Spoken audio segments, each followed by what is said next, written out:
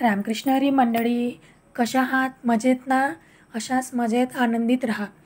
तर हा व्हिडिओ आहे मंगळवारचा, नागपंचमीचा. थोडीशी व्हिडिओ मागोपुढं होत आहे. माझ्या मोबाईलमध्ये थोडासा प्रॉब्लेम आल्यामुळे आज आहे शनिवार आणि शनिवारी हा व्हिडिओ मी टाकत आहे. उद्यापासून मात्र डेलीचे व्हिडिओ येईल तुम्हाला. सोमवारचा, दुसरा श्रावण सोमवारचा.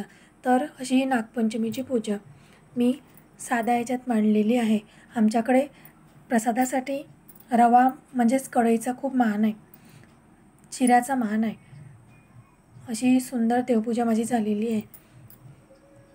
नागपंचमी म्हणजे भावाचा दिवससुद्धा मानला जाते. पूर्ण देवपूजा झालेली आहे माझी. आणि साध्या आणि सोप्या ह्याच्यात मी असे नागाची पूजा मांडलेली आहे. तर कालचा शुक्रवार जरा जीवित का वैभव लक्ष्मी श्रावण महिन्यात 5 शुक्रवार तरी करावे.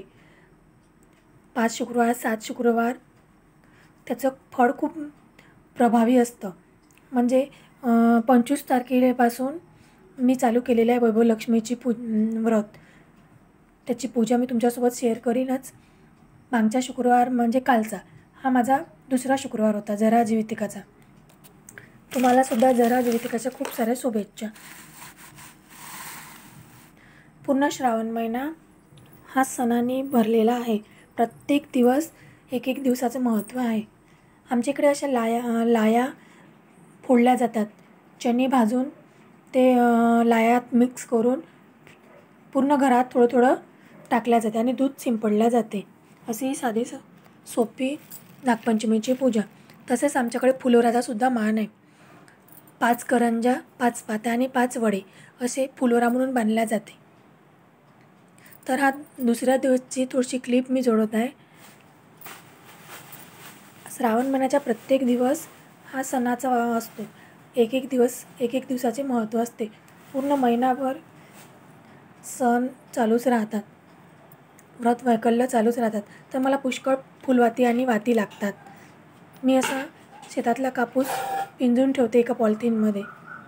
त्यामधली रुई काढून ठेवते आणि अशा थोडा म्हणजे एका वाटीत दूध घेतलेलं आहे. माझा हात पावसाच्या यानं थोडासा चोपडा येतो, त्यामुळे खरबूज आल्यामुळे त्याला आटा देता येत नाही पिरघड्या.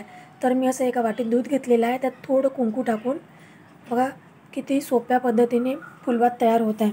अशाच मी खूप साऱ्या फुलवाती करून ठेवते.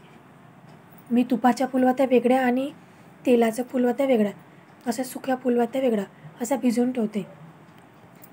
म्हणजे मला त्रास जात नाही. माझे व्रत वैकल्य चालूच राहते.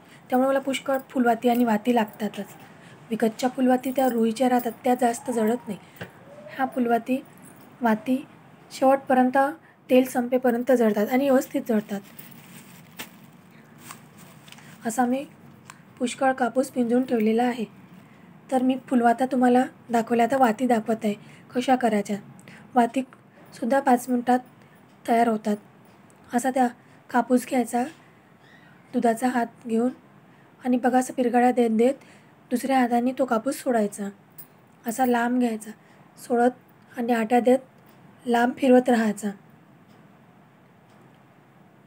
पूर्ण आटा चालू ठेवायचा. एकदा प्रॅक्टिस केली की इजी जातात. कापूस माझ्या शेतातलाच आहे, त्यामुळे पांढरशुभ्र कापूस दिसत आहे. आणि त्याला 4 बोटाच्या आड्या देऊन आपल्या बोटाला गोल फिरवायचा. माझ्या हाताने ते थोडा निसटला आणि पुन्हा मी त्याला आट्या दिल्या. असा दोन्ही साईडनं दोन्ही हाताने पकडून ठेवायचा आणि आपल्या 4 बोटांनी त्याला पूर्ण राऊंड फिरवायचा. 2च येडे घेऊन त्याला 2 साईडनं पकडून पुन्हा आट्या द्यायचा. खूप सोप्या पद्धतीने वाती आणि फुलवाती इझिली बनून जातात. 1-2 वेळा प्रॅक्टिस केली की इझी जातात. अशा मी खूप साऱ्या वाती आणि फुलवाती करून ठेवतात. आता पूर्ण महिनाभर श्रावण महिन्यात सण चालूच राहतात. अशा सुंदर वाती आणि फुलवाती झालेला आहे. माझा व्हिडिओ पूर्ण बघितल्याबद्दल धन्यवाद. आणि तुम्हाला माझी व्हिडिओ आवडत असेल तर एक लाईक आणि सबस्क्राईब आणि घंटीची बटन प्रेस करायला नका विसरू. थँक्यू.